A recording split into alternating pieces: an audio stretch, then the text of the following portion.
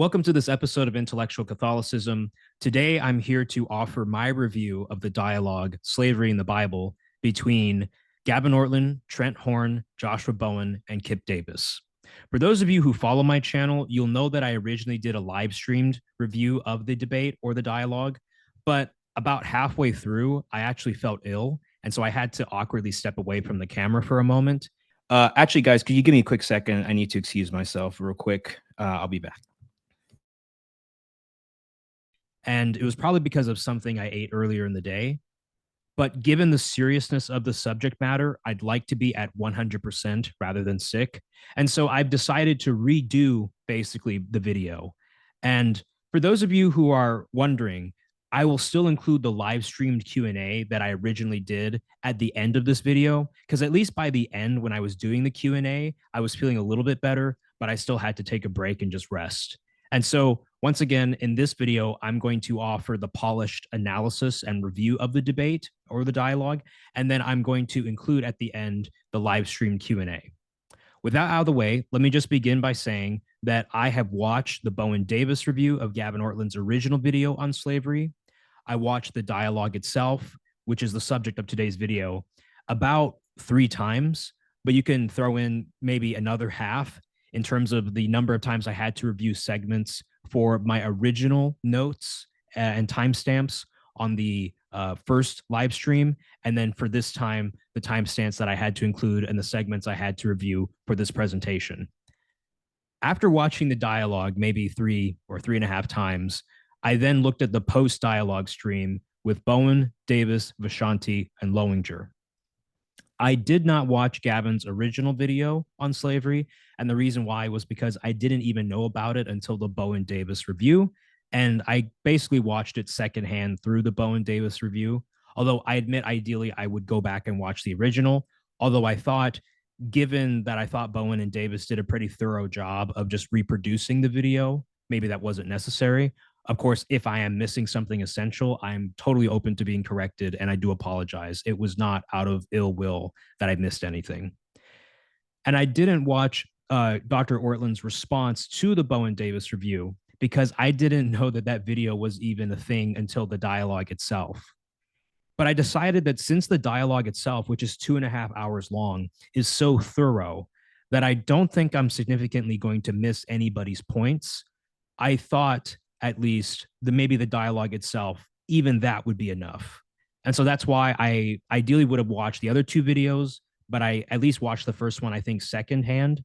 And then I think I got most of what Gavin's position was in the dialogue itself. So I just want to put that on the table. Now, very quickly, why do I care about this issue? The first is because of the ethics at hand. We're dealing with human dignity, and particularly a problem that there seems to be in the Bible. And so the second reason why I care about this issue is because of the credibility of Christianity. As Christians, if we're going to share our faith, or even if we're going to ethically live out our faith, we really need to think about how we're going to approach these issues in the Bible. The third thing is that I think this is an instance of another problem for sola scriptura. I think it's really hard if you just have the text of scripture alone and you have to read it in the historical grammatical sense. It's really hard to get the abolition of slavery from the Bible. At most, as I mentioned in my previous lecture, where I cited John J. Collins, a professor of the Hebrew Bible at Yale Divinity School, professor emeritus now, he basically says in his book, What Are Biblical Values?, that the furthest that even the New Testament gets is the ethical implementation of the institution of slavery, but not actually the total abolition of slavery itself. I think Catholics and Protestants are going to deal with this issue differently, or at least we have different resources available to deal with this problem. For us as Catholics, because we have a magisterium and we believe that the Pope and the bishops are the successors of the apostles, there's a way in which they can look back at the text and with divine guidance actually say, oh, here is the end point that God was building towards. And so they have the authority really to do that from God. And so I'm saying here that I think given the issues at hand and the Bible itself, we actually need God to step in and say, here is the end point, and here's how you read the things that have preceded this end point, that is, the things that are in the text. Whereas a Protestant, because they don't believe in a magisterium, all they have is the text. And so they have to somehow get the abolition of slavery from the Bible alone, which I don't think can be done. We need God to step in and say to the church, here is the endpoint that this text was building towards. The other thing I want to say is that I appreciate that Trent mentioned that there are other, for example, Catholic approaches to the issue of slavery in the Bible, because I think, I have my own approach to this issue. And obviously, down the line, I think I do want to offer maybe a fuller theodicy, because people have even said that there are problems, serious moral problems, with even the progressive revelation or incremental change view. Given that I'm only reviewing the dialogue today, I'm not going to get into the nitty gritty of that issue, but I just do want to say that I appreciate Trent saying that there are other ways of dealing with the text at hand. So overall, I want to say that I was impressed with the maturity and quality of the conversation. By maturity, I mean the fact that everybody remained very cordial and civil. There were even times where the panelists were smiling at each other, cracking jokes. And so that's always nice to see, especially on an issue as heavy as this. At the same time, though, I really do feel like, Joshua Bowen, Kipp Davis, Gavin Ortlund, Trent Horn, they were able to get their voice in and have the back and forth that really meaningfully fleshed out both sides to help see in action how either side would deal with the problems or questions presented to them. Now, I'm going to try and be as fair as possible in my review, but obviously I can't reproduce the entire debate. So there are times where somebody might say, well, Suan, you should have continued the clip further, or you only talked about the gist, but there were more details that you could have included. And I know, but I don't want to just reinstall for this video the 2.5 hour dialogue, right? So I'm going to try my best to hit the points that I think were the key issues, insert some of my thoughts and my analysis into the discussion. And from there, I think that's the most I can do, right? I'm trying to focus on what's essential. And so maybe I cut a clip short and somebody says, oh, well, you should have included more. I'll try to either in the course of my, presentation or maybe on the editing room floor, making sure that I get everything that is essential into the video. So that's just my kind of disclaimer up front. With that being said, then, I will try and focus on these issues. First, Kipp Davis's question, is slavery immoral?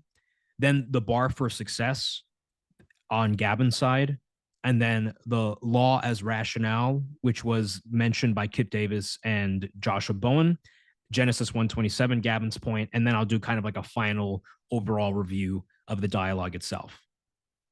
Okay, so Kipp asked around the 39:27 mark, can we all agree that slavery is immoral? Are we all in agreement here that slavery is immoral? To this question, there needs to be a straightforward yes. I know that we can get into the particulars about how you define slavery or what slavery means. For example, in my undergraduate philosophy of law classes, we had to talk about some unpleasant things and we had to get very specific on our definition of those unpleasant things. Like, for example, when we looked at constitutional law, we had to define what obscenity is. So I understand to some extent that, okay, you might need to kind of question the definitions here and there. But I think on this question, there just needs to be a straightforward yes. And I would expect a straightforward yes, given the progressive revelation or incremental change position. Something was clearly wrong before, and as time went on, it was done away with. Okay, so we don't have to say that what was there in the Old Testament was, as Gavin said, a timeless ideal, right? In some sense, the progressive revelation position is supposed to say, yes, what happened then was not okay. And so I don't see why, there should just be a straightforward, yes, slavery is immoral. I think there are times where, we might run the risk of overthinking answers when there should just be a very simple one. And I just want to say up front that yes, slavery is immoral. That is my belief. And the wrong making property of slavery is that a person is reduced to property or an object. You can assign a financial value on their life. You can sell them off and have their sexual faculties be used. I mean, there are all these problems with the institution of slavery that just make it for me, no, this thing is just wrong from the get-go. And so I actually agree with Josh at the 43-42 mark that rather than defining slavery in general, although he does offer a definition of slavery, which he extracts and constructs from the biblical data and from the ancient Near Eastern data. I think instead we should deal with slavery in particular, or rather, biblical slavery in particular. There's this tendency sometimes, especially among Christians, to think about, okay, um, here's what I think is acceptable, servanthood, and maybe we'll use some examples from our lives, like butlers or other things like that. But what you have to do is look at slavery as it is in the Bible, rather than in this general or abstract sense. Now, let me talk about Gavin's position. So, at the 1924 mark, Gavin basically just says very clearly, Old Testament laws, did they make improvements on the ancient Near East? So that's what I'm trying to frame where we do disagree in terms of this point.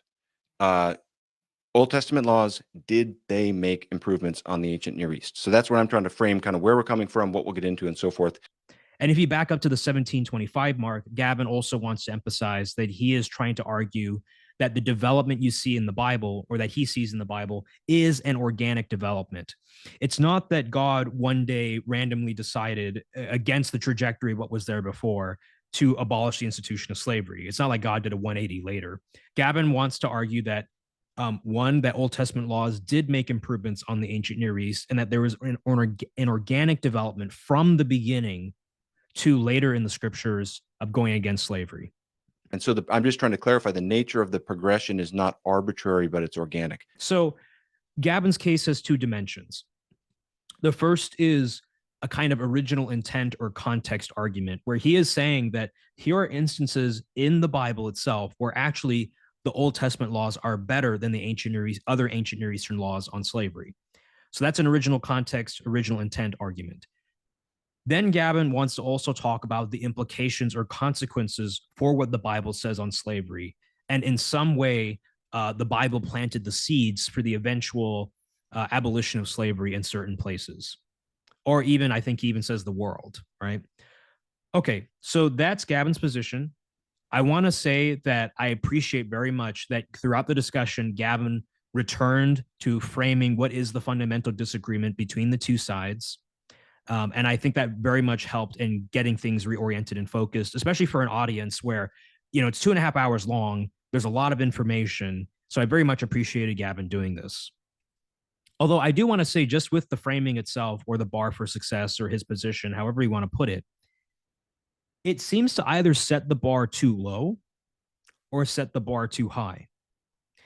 By too low, I just mean, look, would just 2 improvements be enough? Like, let's say that, they're in the Old Testament laws on slavery, 2 of them happen to be better than the surrounding culture. Right? I mean, maybe that's enough to make the point, but that doesn't seem to be enough, right? But maybe it is, right? Because then you can bring in the implications and consequences, and then you have here maybe just 2 instances. And I'm saying just 2 because at least he's saying improvements, so that's in the plural, right? So at least at minimum 2, right, to count as improvements in the plural. But then you have to deal with the problem of, if you're going to make this claim about the Old Testament laws, one can always maybe bring up examples in which there are instances in which there are other ancient Near Eastern laws that had better stances towards slavery, or certain cases in which they had better laws on slavery than that which is in the Bible. And so then the problem becomes, you might have 2 instances here that are better for the Old Testament, but what about these 3 instances that are better in, let's say, the laws of Hammurabi or some other ancient Near Eastern legal code? And so then it seems like then, it's too low to just have 2 good instances when you might have other instances in which the Old Testament doesn't fare as well.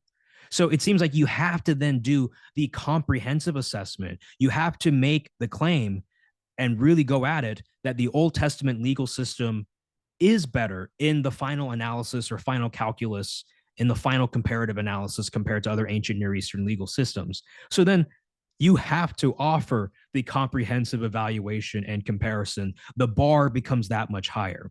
And so I think Josh Bowen did a great job at 119.23 asking that question: how many counterexamples would it take for basically Gavin's position to not really hold?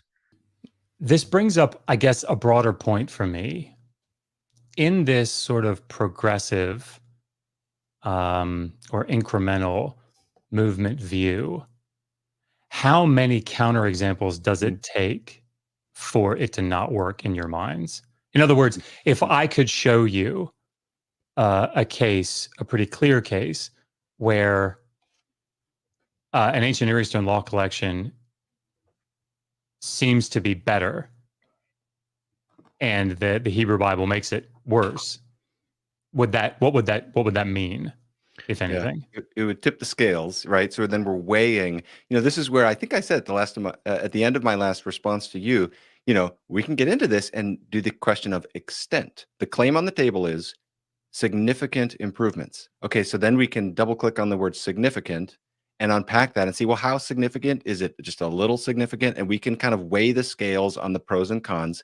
The two that I've put forward, Deuteronomy 23, Exodus 21, they're very significant because of the implications of what's at stake. I agree with what I'm reading, and you guys are Old Testament scholars, I'm not. But what I'm reading in the Old Testament scholarship is a pretty significant recognition that it is a big deal to have a law that says the master cannot physically abuse the slave. And so the nature of, so I guess to answer your question, it comes down to the nature of the uniqueness, and then we're looking at it in both directions. Right. So maybe the Old Testament laws made some improvements on the ancient Near East, but that's not enough when you do the other comparisons, right? I mean, you might make some improvements, but when you look at how maybe another legal system's better, that original framing becomes too simplistic, right? It becomes too narrow. You might have two instances where your legal system's better, but maybe there's another system with three instances where it's better. So then, there's nothing really then special about the Old Testament legal system in particular. And then Josh Bowen brought up the 3 versus 6 years example, where basically I think it's the law of Hammurabi, or the laws of Hammurabi, debt slaves only had to serve for 3 years, but they don't leave with any provisions provided. Whereas in the Hebrew Bible, a debt slave would serve for 6 years and they would leave with tons of provisions supernaturally provided by God through the master.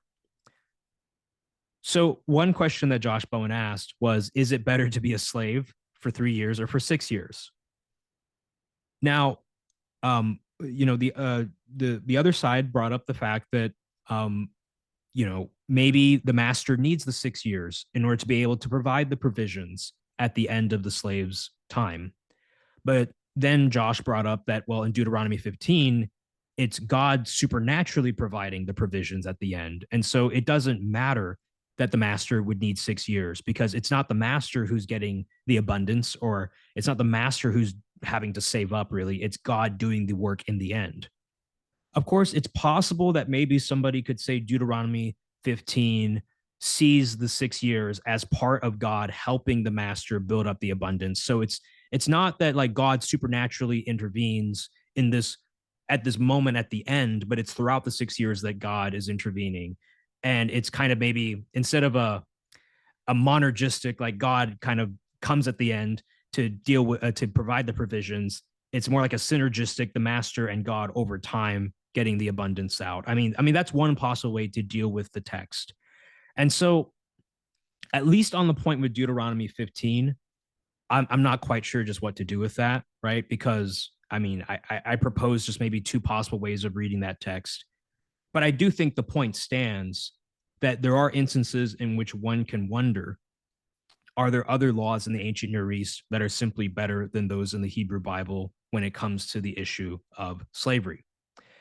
At the 126:20 mark, Gavin does mention that at least on this issue, the 3 versus the 6 years, he hasn't looked into it that much. But on other issues, he's willing to say, yes, the Old Testament laws were better than other laws in the ancient Near East. Fairly in the weeds a little bit, already with this like 6-year versus 3-year vetting. What are the factors that make this good versus bad? I have to confess, Josh, I'm trying to move toward you here and see this from your point of view. I can kind of understand where you're coming from on this, and I don't necessarily have a lot of thoughts. I don't have enough knowledge about the law of Hammurabi versus this to really have a super informed judgment about that specific point at this I think Trent's comments there were really helpful for, but I think just stepping back from that particular. So I want to be charitable here, because obviously Gavin is saying that it's just on this particular issue that he hasn't looked into it, before, I think, the dialogue itself.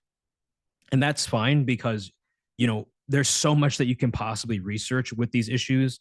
And even I'm probably going to miss things, right? And, you try your best to make sure every stone is not left unturned, but, things happen, right? So I understand that. I want to be charitable here.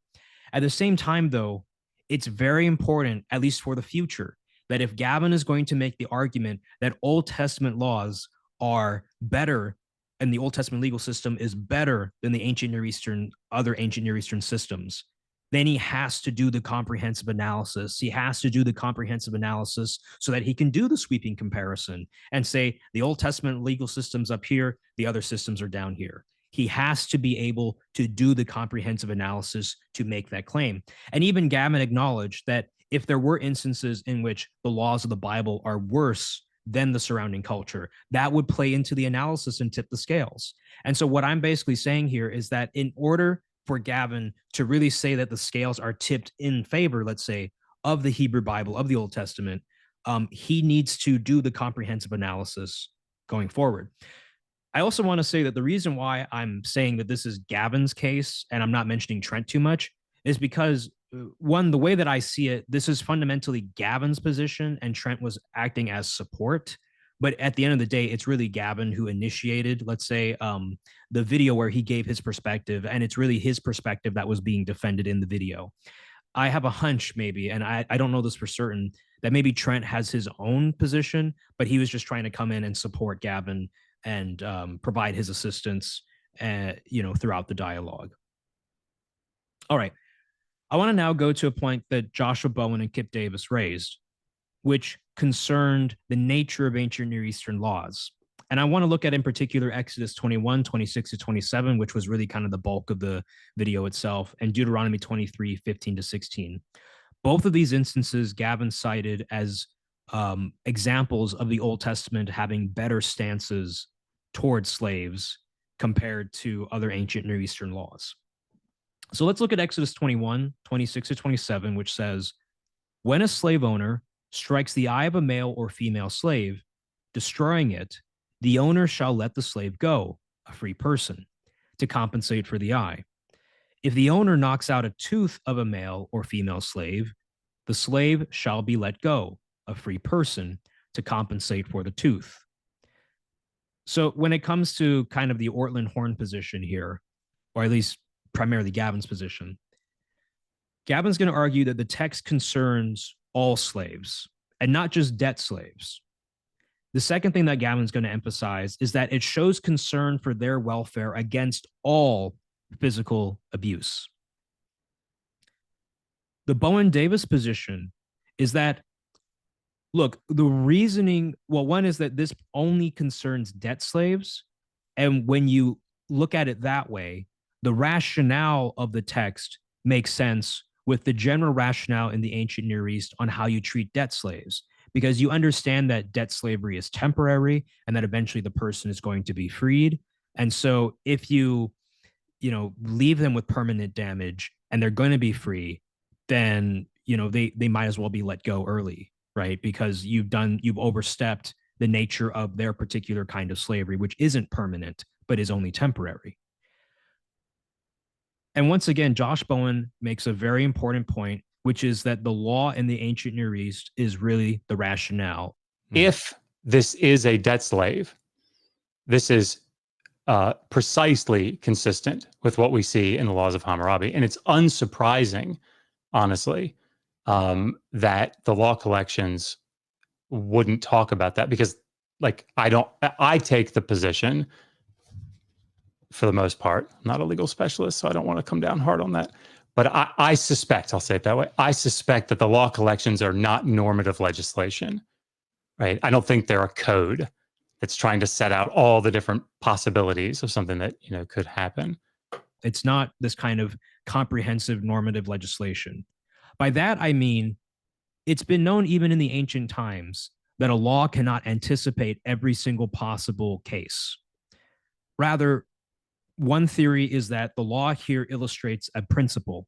And maybe you run into an instance in which the principle is actually, matched in a real life case. And so at that case, then, the text articulates the principle, and you run into a scenario in which the exact scenario in the text comes up. Okay, then you have an easy answer as a judge because the text can easily apply to that case. But supposing that you run into a scenario that wasn't anticipated by the law, but you know the principles in the law or the principles undergirding the law, the rationale and the thinking, then you can use that rationale to solve other cases, even if the case is not explicitly mentioned in the text of the law.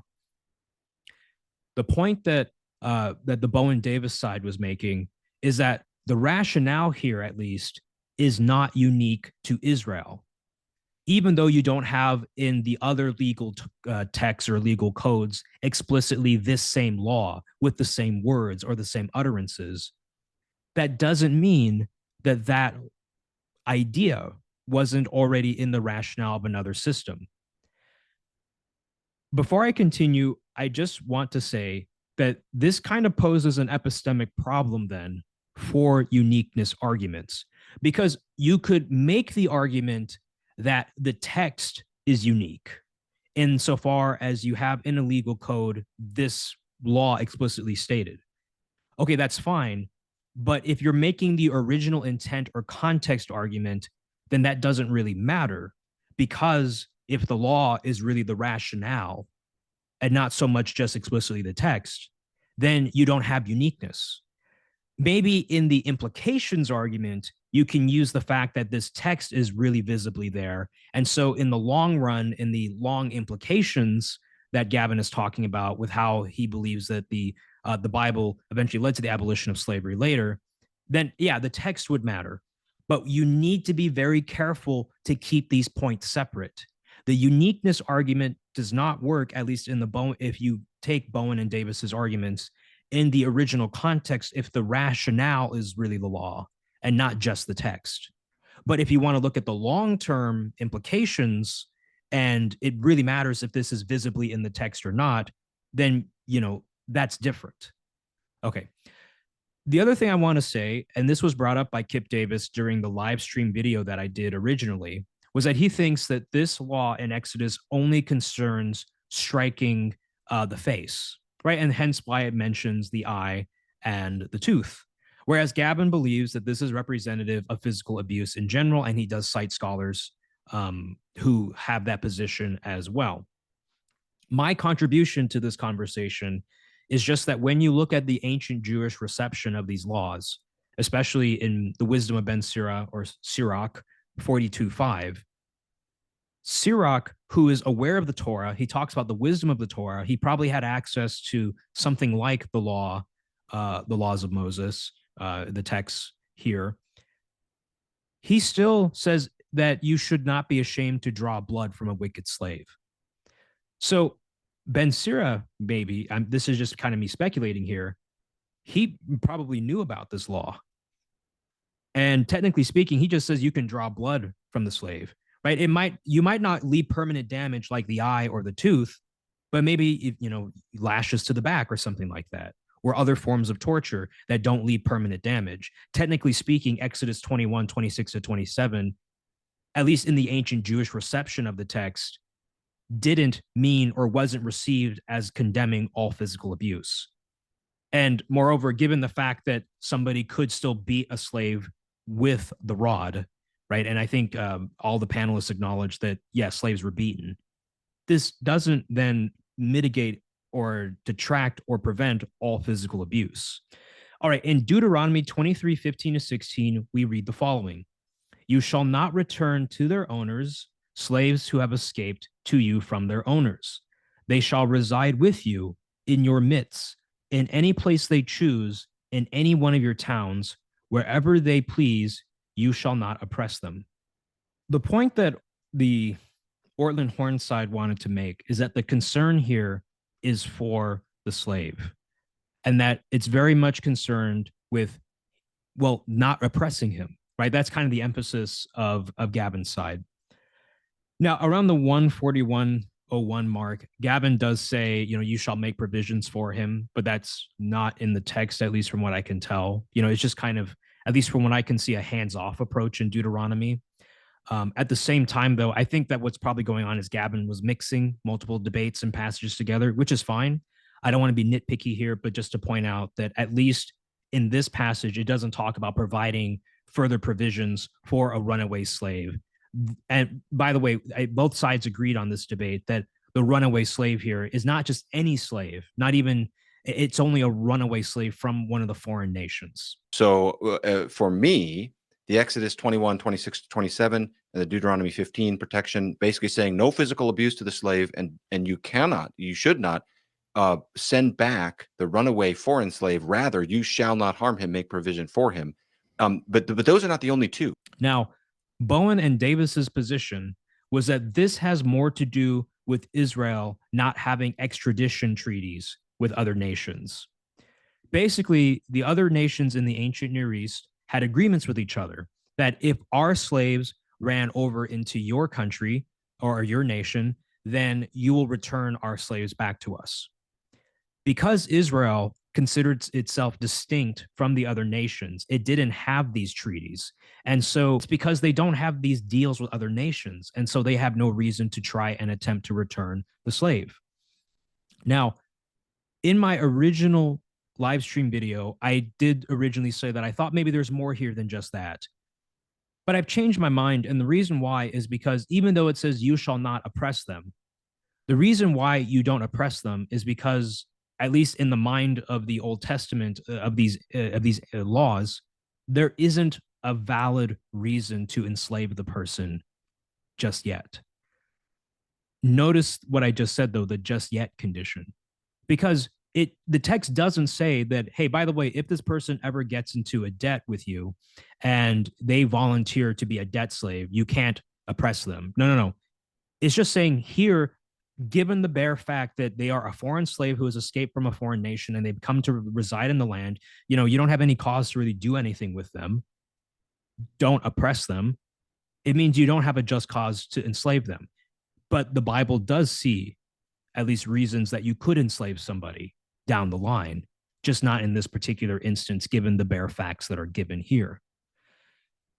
And so that's why I'm not quite convinced then with my prior reading or my prior hunch that maybe there's more going on here. I think that if you consistently follow Josh Bowen and Kipp Davis's law as rationale position and you bring in the extradition treaties, then you see that the concern here is not with the slave himself or herself. The concern is with that Israel doesn't have these other treaties to return slaves to their foreign nations. And so there's no reason to enslave. It's not, as Kipp Davis would say, it's not groundbreaking. It's not revolutionary. It makes sense given the time, right? So yeah, I think this is what I want to say here. I mean, obviously, Deuteronomy, Exodus, all these texts are saying this in the environment or in the context of slavery. And so you shall not oppress them. That has to be tailored to the historical context in which slavery itself was not necessarily considered oppression. That's important to bear in mind. Okay, on Genesis 1:27, just to read the passage. So God created humans in his image. In the image of God, he created them. Male and female, he created them. For Gavin, this was a very important passage because I think he said it's like the hammer in the hands of the abolitionists. And he brings up the fact that to be created in the image of God actually it has this democratizing effect. And it talks about the dignity of all humans, really, how it's not just the royals who are created in the image of God, but it's everybody, right? And this is significant. So Kipp Davis made the response that really, when you look at what the image of God means, it really concerns, he said, physical wholeness, or I think completeness, or something along those lines. There are in the literature ontological or non-ontological readings of what the image of God means. An ontological reading would say that basically humans are created to actually look like the deity. So in some way, we actually look like God. And then in the Hebrew Bible, you do see anthropomorphic representations of God. That's one position, right? But his point was that the image of God in the original context is meant to differentiate human beings from other created things in the natural order. And that's it, to demarcate that humans are like the victory seal or stele of God over nature itself. I do think that Trent brings up a good point when he mentions at the 148:44 mark, Genesis 9:6, where, it says, quote, "Whoever sheds the blood of a human, by a human shall that person's blood be shed. For in his own image, God made humans." Although there is that descriptive fact that humans are distinct from the natural world due to the image of God, and so one can concede that to Kipp Davis and agree with him there, it does seem like there are at least prescriptive consequences for that image of God, right? And in here, it would be in the case of the death penalty would be administered. Now, although this is a good point and it's valid to bring this out, that there are ethical implications for the image of God, you could always kind of say that this nonetheless suffers from the Matthew 19 problem. Basically, Josh Bowen's position is that, look, the argument that Jesus gives in Matthew 19 against divorce, where he says, look, God allowed this to happen, but it wasn't the ideal. He allowed you to have this institution out of the hardness of your hearts. Some people want to also say the same of slavery, but Josh Bowen points out the problem is that the text doesn't include slavery under the Matthew 19 argument, right? You don't have that explicit connection made. And so as much as you would like to make that connection, it only applies, hardness of hearts, divine accommodation, whatever, to divorce and not to the institution of slavery. And in fact, I think this could be the problem really for all of these arguments from scripture for the abolition of slavery. The text doesn't explicitly make that connection. And so you have to make and maybe go in and make that connection, but the text isn't the one doing that. You have to go in and make the connection. And so those are just some points to mention on Genesis 1:27. Now, to give my overall review of the dialogue, as I mentioned before, Gavin's case has two dimensions: original intent or context, and then two, the wider implications and consequences of the visible text itself.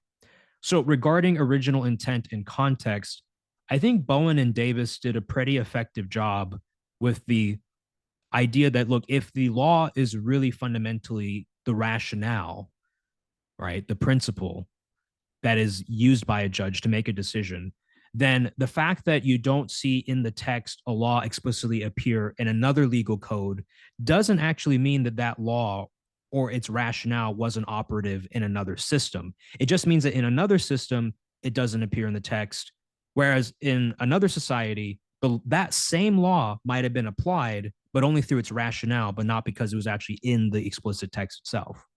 So that then, I think, could act as a counterbalance to Gavin's interpretation of Exodus 21:26-27 and Deuteronomy 23.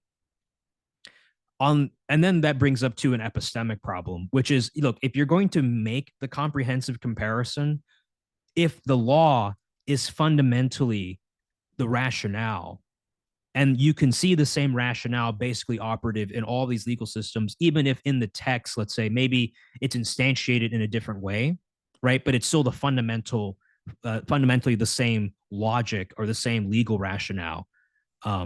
Then you can't really say with maybe as much historical confidence as one would want for a case like this, that one system is better than another system, because what is operative is the rationale.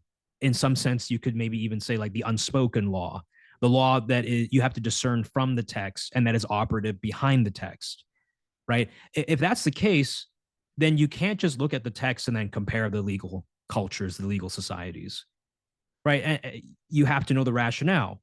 And for all we know, maybe in another society, they had the unspoken law that is otherwise written down in another society. So there's already a problem, I think, here with the comparison type arguments, an epistemic problem. Regarding the second point on implications and consequences, Bowen and Davis emphasize that Gavin's theological reading, his theological approach to the text, is one way of interpreting the history. Now, Gavin does say that he's not just doing a theological reading of Genesis 1:27, but he's actually looking at what it originally meant in its context. I have something to say for that, but I'll just continue on. But Bowen and Davis emphasize that you cannot erase the original historical context or what the passage originally meant to its first audiences. Okay, so let me say this. First, Gavin has a teleological reading of history that seems to lopsidedly favor connecting Genesis 1:27 to the abolition of slavery, whereas a more nuanced position could say that same Bible led exegetes to two radically different conclusions. And this was something Vishanti mentioned in the post-dialogue stream. So, in other words, Gavin begins by kind of saying, look, the end point for this is going to be the abolitionists, right, who use Genesis 1:27, the image of God, to point out that all humans are created equal. And so that's the logic for abolishing slavery. But that isn't the only trajectory or implication that you can draw, because you can also draw from the Bible the antebellum South. You could draw the trajectory that way, and I think with equal plausibility from the text. I mean, arguably, maybe even more plausibly from the text if you're just doing a strict historical reading. The Bible, on one hand, will talk about the image of God. I'm just speaking here as kind of if you're just going to do the strict historical grammatical reading. Somebody could say, look, the text talks about the image of God, and it applies it in the case of the death penalty, but it doesn't apply it in the case of slavery. And so whatever you want to draw about the image of God, it doesn't from the text necessarily have to be that slavery is abolished. Everybody can be creating the image of God, and the text doesn't see a conflict with that fact and the institution of slavery. And so somebody could just say, Gavin, I don't see why you're favoring this particular teleology or endpoint when you could just as plausibly say that the text also led to the antebellum South. You could draw the causal loop that, or the causal connection or chain that way. And in fact, somebody could argue that's an even more nuanced position, because you're not just emphasizing and highlighting this one great endpoint, but you're acknowledging, hey, I mean, it also led to this other endpoint. And so maybe we should acknowledge both consequences that seem to actually possibly follow from just the text alone, right? I mean, I think that's a point that one can make there. And of course, one thing to point out too is that, and I've heard this a lot at Harvard even, historians aren't trained or are trained not to go in with teleological readings of history. The problem when you go in with a teleological reading of history is that if you think everything is going to be building up to this certain point, that is going to impact how you interpret the data that precedes it. Because you might start overemphasizing things that in their original context maybe weren't actually that significant. Or you might be reading the future into the past because you already think this is all heading towards that endpoint anyway. Of course, historians can talk about how one thing led to another thing and that thing led to this thing eventually. Sure, right? That's one possible way. What I'm saying is that you have to be careful, because if you do that reading where you say, look, one thing led to another thing, then it led to that endpoint, Gavin might say, that's how I want you to interpret me. The problem is that if you do that logic, then there are multiple endpoints for causally going from the Bible to the abolition of slavery or from the Bible to the antebellum South. You can draw the causal line in both directions.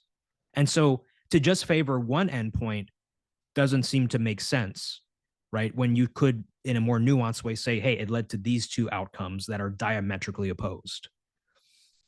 The other thing I want to say is that Gavin, throughout the dialogue, tried to speak of the divine intent or what God intended. But I mean, one can argue that you can only discern the intent behind these laws from what is in the text itself. So the late Justice Antonin Scalia, had these famous series of debates with Justice Stephen Breyer. And Breyer would talk about the intention behind the law and how you have to look at what the law is aiming at to fill in, maybe in some cases when the text, if you just applied it in a very rigid way, wouldn't get the outcome that you would want, or even the outcome that would be just in a democratic society, so on and so forth. Scalia, however, said, no, the intent is in the text, right? or rather, he didn't want to take the intent too far away from the text. So somebody, if they have and operate with this type of Scalia textualism, could say, Gavin, I don't see how you're drawing this other divine intent when the divine intent in the text at least seems to be from that slavery is not incompatible with God creating everyone in the image of in his image. That the Job 31 instance, which I'm going to get to, that Job is concerned about hearing the complaints of his male and female slaves. He never considered Job, I'm referring to Job, never thought, oh, well, if they complained about being a slave, then I have to let them all free. I mean, the point I'm trying to get at is that when you try to discern what the divine intent is, somebody can just as plausibly say, if we just have the text, you can only go with the text. And the text is what reveals the intent. And the intent does not seem to be the final abolition of slavery, especially because you never have a single explicit text in the Bible, Old or New Testament, that says slavery is hereby abolished. So if that's the case, then I think I don't see any reason to see what Gavin sees if we just have the text alone, right? If we can just work with the text alone, Gavin's claim that he knows the divine intent and it's this, when somebody could make a much more quote unquote conservative or safer or textual argument, the text says image of God and slavery and somehow sees both as compatible. So hence I should as well. And in fact, Josh Bowen has talked about how in his online debates with lots of apologists, a lot of them, no, I don't want to say a lot, but he's run into a number of them that I've just simply said, because the Bible says slavery is okay, then it's not intrinsically evil. Or maybe slavery is okay after all, right? How do you argue for the divine intent if you just have the text that we have in particular? How do you argue for what Gavin sees as the divine intent if we just have the text that we have before us? Okay, now I do want to talk about Job 31, 13 to 15, where, Job, he's not an Israelite, but as Gavin says, this was absorbed in the canon. And so it reflects maybe the values of the Israelite, ancient Israelite community. Gavin, or rather the text says, if I have rejected the cause of my male or female slaves when they brought a complaint against me, what then shall I do when God rises up? When he makes inquiry, what shall I answer him? Did not he who made me in the womb make them? And did not one fashion us in the womb? So the point is that here in this text, Job is called upon to be just and fair towards his slaves because they have the same master. They have the same ultimate ruler, which is God. And maybe even one can make the argument that maybe God sees them as equal, or maybe there's an equality under divine law here. That's one possibility, right? And I'll leave it to Gavin to kind of defend this position more. I think that there's something here, in terms of, okay, there is a concern for being just towards your slaves. But I mean, the problem is that this text isn't going to get you the abolition of slavery. Because at least for Job, he doesn't fundamentally think that having slaves is unjust, at least from what we can discern in this text. Rather, what Job says is just, how do I treat my slaves ethically? But it doesn't call into question the institution itself. So once again, you could kind of maybe apply like a Matthew 19 argument here. It doesn't quite apply or say what you want it to say. It does say be morally concerned, be concerned about the complaints of your slaves. Sure, fine. But it maybe that's as far as it goes, right? In the historical grammatical sense. Another point I want to mention is at the 133 mark, Trent asked, a pretty, I think, helpful question in framing the debate. Trent asked, look, obviously, if you look at how slavery was practiced in America, 1824 versus 2024, we can clearly unambiguously say America in 2024 is better on the issue of slavery than how it was in 1824. Sure. Trent then says, if you were to compare the legal system of the Hebrew Bible, of the Old Testament, to the other ancient Near Eastern legal systems, would you say that one system is better than the other? or do they ultimately cancel out and it's all, to quote Trent, a wash in the end? And this is a very, I think, helpful question to kind of pinpoint and get some clarity on the answer or on the debate. I think we can make easy judgments on what society was more humane when it came to slavery, America in 2024 or 1824. Like it's very easy to make that judgment right there. But then, like, a question that could be posed to both of you might be, in this particular window of the ancient Near East in this time period, when you look at the laws, like, if you had to make a judgment, was there a set of laws that were more humane than others, or like would you just say, well, they were all about equal, just some had perks here, others had perks there, but it's all kind of a wash in the end? It's a good question. And so Kipp gave his answer, which was that basically, I think Kipp basically had the position that it's all a wash in the end, right? I mean, because it's the fundamental same legal rationale. Maybe there are different instantiations of that general principle, but the general principle that you can own slaves was still there, that you could do certain things with your slaves. It was all there. And so maybe it's all a wash in the end. Much of the biblical legislation on these sorts of things tends to be vague enough that we're in this debate, right? Mhm. And I think for that reason, it's problematic. And I tend to go in the direction that it's more of the same across the board. Like it just the Hebrew Bible legislation, the various legislations look to me just as reflections of the period and the region. I don't see dramatic improvement. It's it's what I would expect. Now, I want to be careful because in the live stream, I made a comment about Josh's position, but then I realized that he does say more. So Josh does say that he would concede that if, like, Deuteronomy 15, if it's the case that God really does provide provisions at the end of the 6 years, then yeah, maybe that's better compared to the other societies. But then Josh does kind of inch towards, but then there are other grounds on which it could all just be a wash in the end as well. So I made it sound like in my original live stream video that Josh had a different position than Kipp, whereas in reality, Josh was thinking aloud and entertaining different possibilities. And so it sounds like he made a concession, but I think he was just really thinking aloud. And so, I apologize for kind of emphasizing the concession, so to speak, rather than looking at the entire comments where he's thinking aloud about how it's possibly just all a wash in the end. When you look at comparing something like the covenant code in Exodus 21 to the developments in Deuteronomy 15, and I think ultimately in Leviticus 25, there's a key feature that seems to show up pretty strongly in both of those latter passages, and that is supernatural provision. Right? So what Yahweh is saying is like, I want you to give significant provisions. How's that going to work? I'm going to supernaturally provide. And in that sense, absolutely. Like if that were actually going to happen, that's where I'd want to go, right? Like, there's just no question. And the same is as an Israelite, right?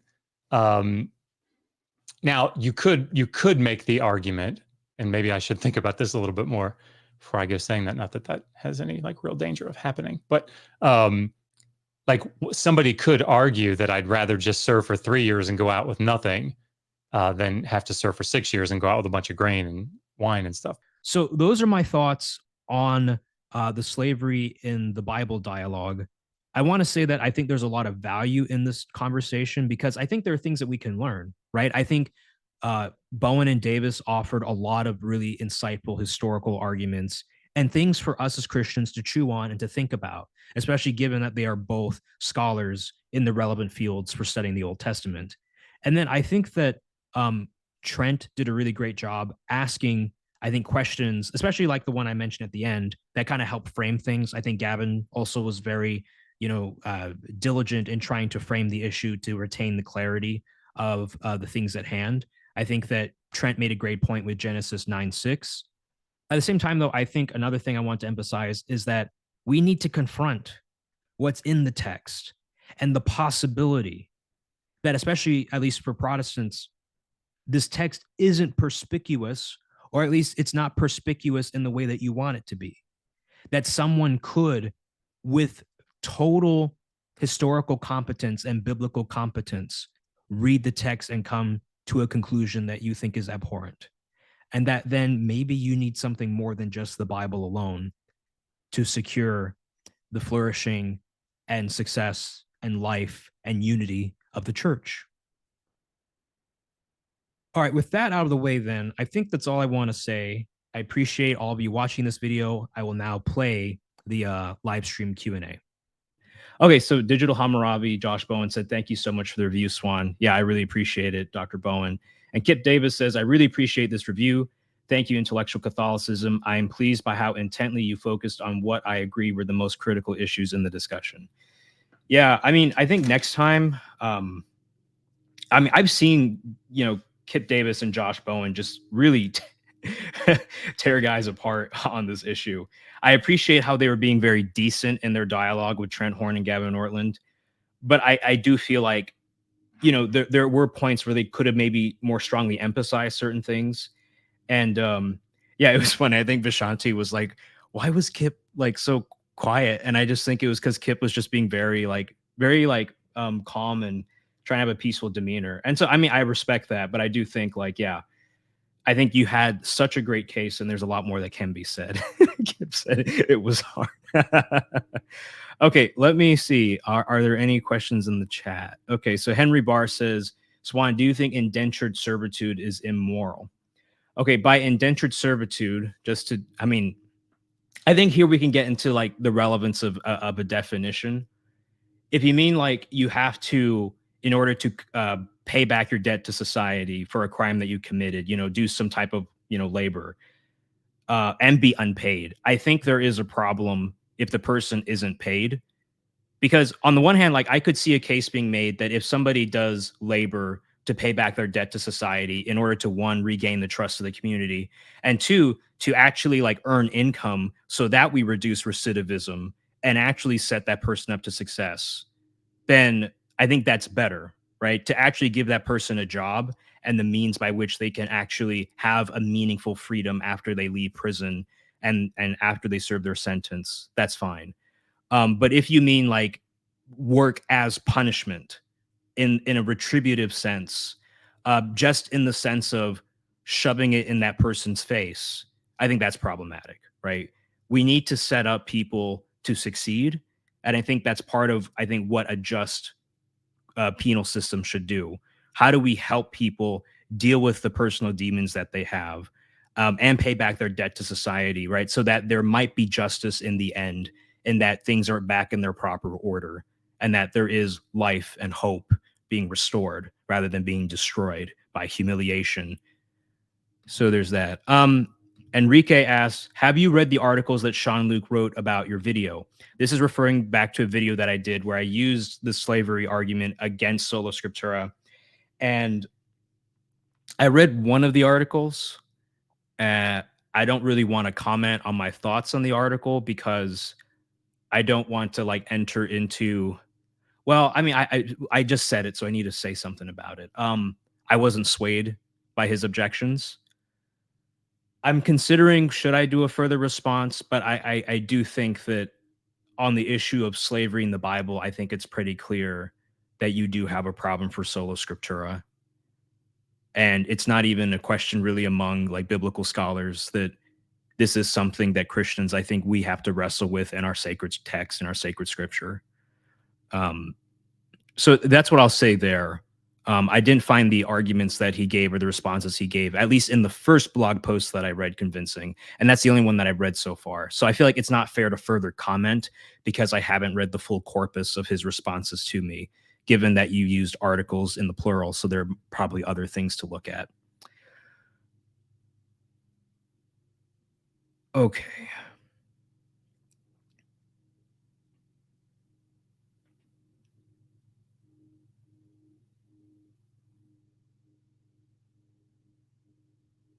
Yeah, and I mean, I'm not going to say who said it in the chat, but I I love Aristotle's philosophy and metaphysics. I appreciate a lot of Aristotle's contributions to, our knowledge, especially it being the background for like Thomistic metaphysics. At the same time, though, Aristotle's idea of natural slaves, when I first heard that, I thought it was absolutely reprehensible.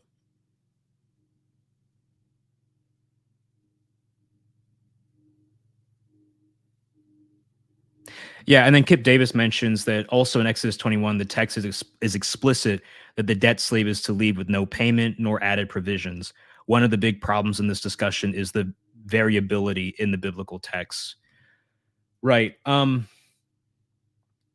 Yeah, I mean, so this is, one of the things that you have to keep in mind is that when you look at the laws of the Bible, they vary among the different books.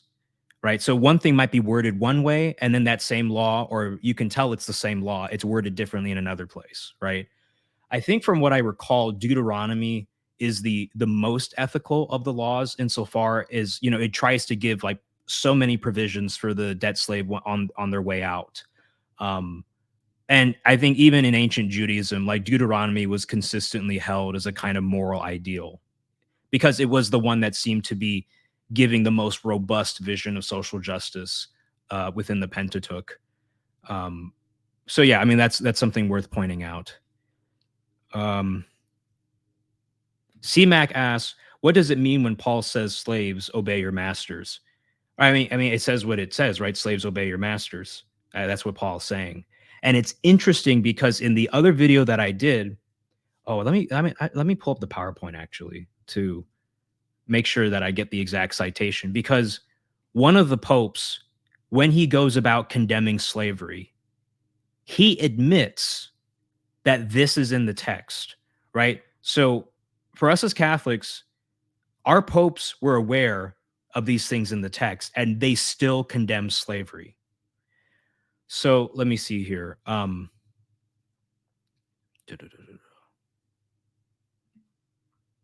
Okay, so it was Pope Gregory the 16th who issued in Supremo he condemned the enslavement of Africans.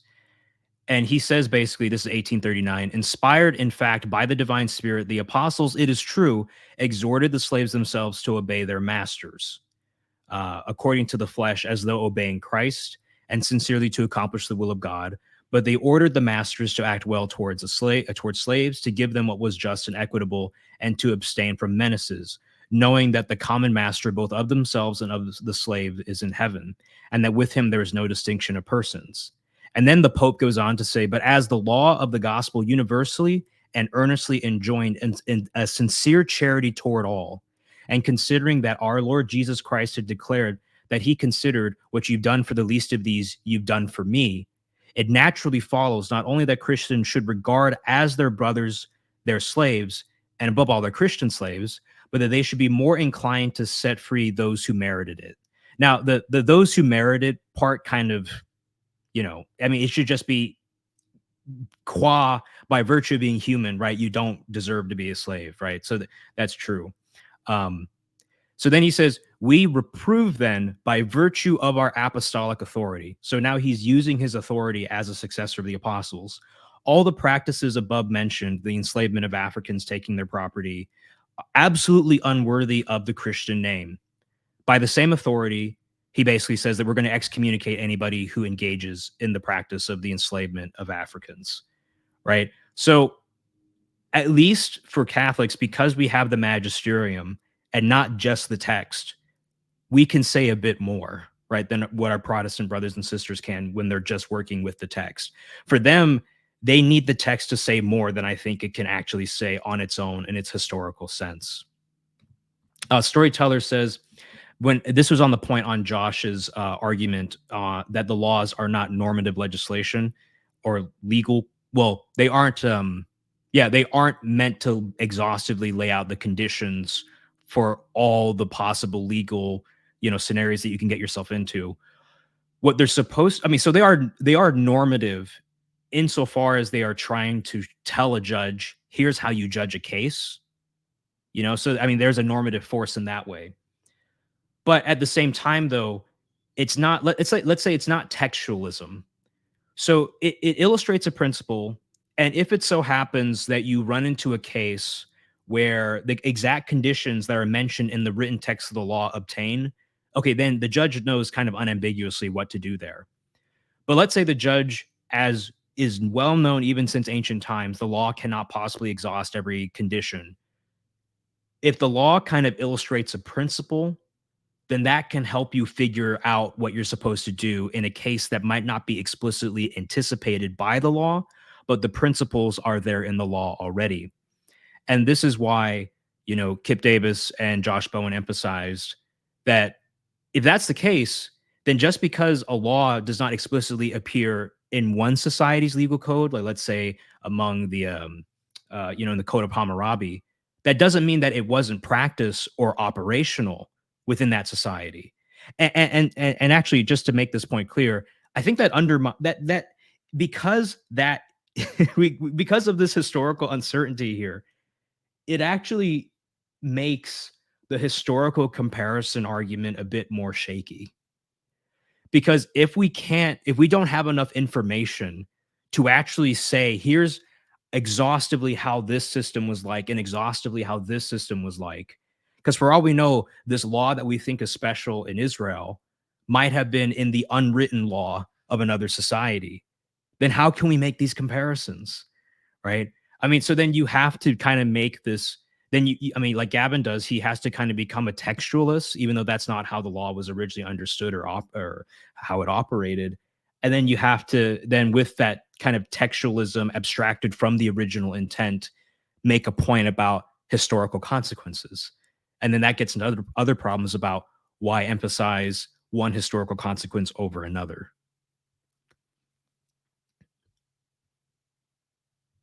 Let's see here. Yeah, and then Kipp says, this was Dr. Josh's and my original frustration. I have no problem with theological interpretations that improve things. Great. I have a problem with projecting backwards from theology to misread the history. Yeah, I do think that this is a problem that we have to avoid, right? Um, yeah, I mean, I don't even I don't know if there's much else that I can say. I mean, when you look at these texts within their original historical context, they are going to surprise you at how weird they are at times. And I don't want to say that in like a demeaning sense, but what we take as rational and part of our theology as just being common sense, like, oh yeah, of course, like God is omnipotent, God is this, God is that. I mean, the text is operating in its historical context where they had different conceptions of what it meant for something to be divine, right?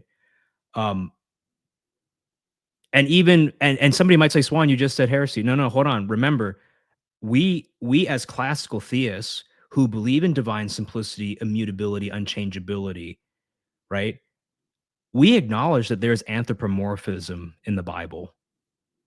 Okay? So I'm just saying that if you read the Bible in its original historical context, you're going to see that there are things in there that have to be taken in a different light than how they might have been originally understood, in light of, at least for us as Catholics, what we know about, what we can say and know about God.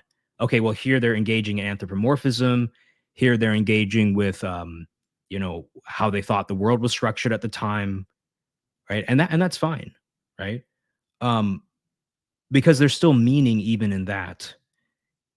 We shouldn't, just because it doesn't exactly fit, St. Thomas's very neat descriptions of the divine nature, that doesn't mean we should dismiss it. This is how people received and viewed the divine and try to put with that which is beyond language into language.